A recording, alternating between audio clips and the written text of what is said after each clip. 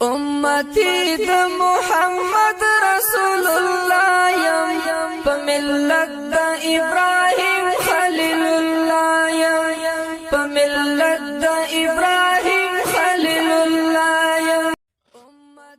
اعوذ باللہ من الشیطان الرجیم. بسم اللہ الرحمن الرحیم.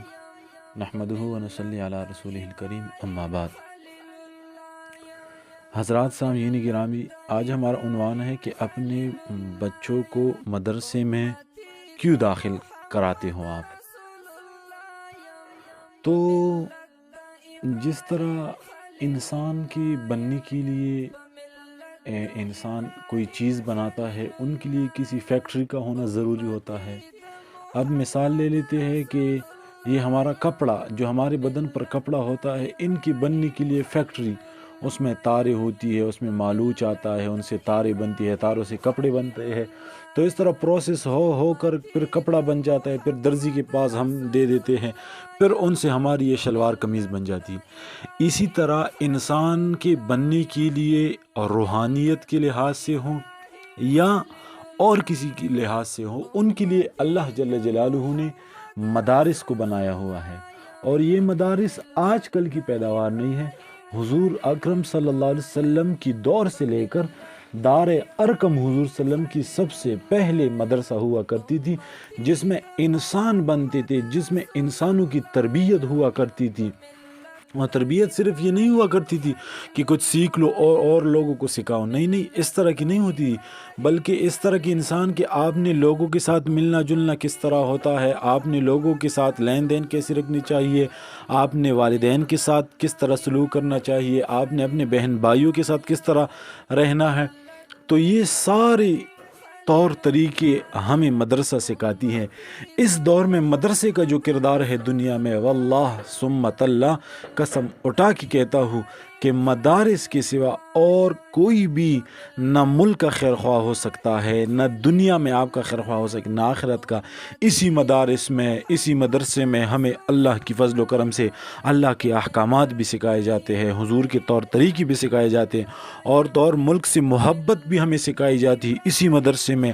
آپ پورے پاکستان میں دیکھ لیں، کوئی ایک ایسا مدرسہ نہیں ہوگا جس میں اساتذہ کرام یا اس مدرسے کی منتظمین جو وہ ملک سے دشمنی دکھا رہے ہو.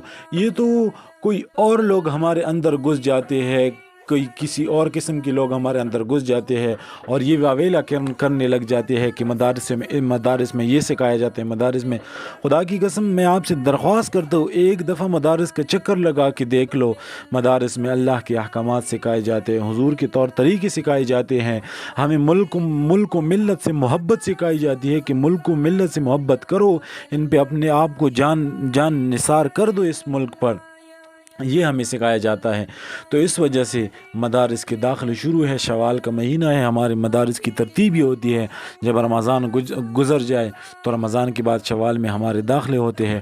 تو تمام مسلمانوں سے درخواست کروں گا، تمام مسلمانوں سے ریکویسٹ کروں گا کہ کم از کم اپنے گھرانے میں سے کسی ایک کو حافظ عالم مفتی ضرور بناؤ.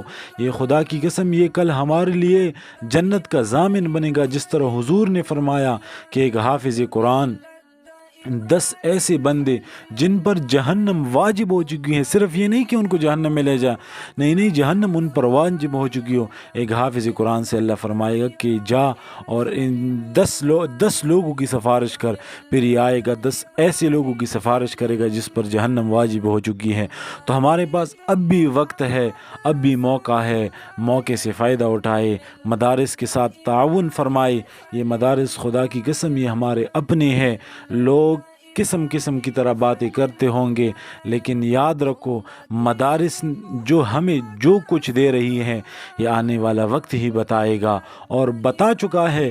کتنے اسکالرز، کتنے بڑے آدمی اللہ جل جلالہ نے ہمیں ان مدارس سے دیے ہیں. یہ مدارس ہماری بھی خیر خواہ ہے، ہماری اولاد کی بھی خیر خواہ ہے، ہمارے مدارس ہمارے ملک و ملت کی بھی خیر خواہ ہے. اسی وجہ سے درخواست کروں گا لوگوں سے کہ مدارس میں کم از کم اپنے ایک بیٹے کو، ایک بھتیجے کو، بانجے کو ضرور داخل کرائے. وآخر الدعوانا ان الحمد للہ رب العالمین.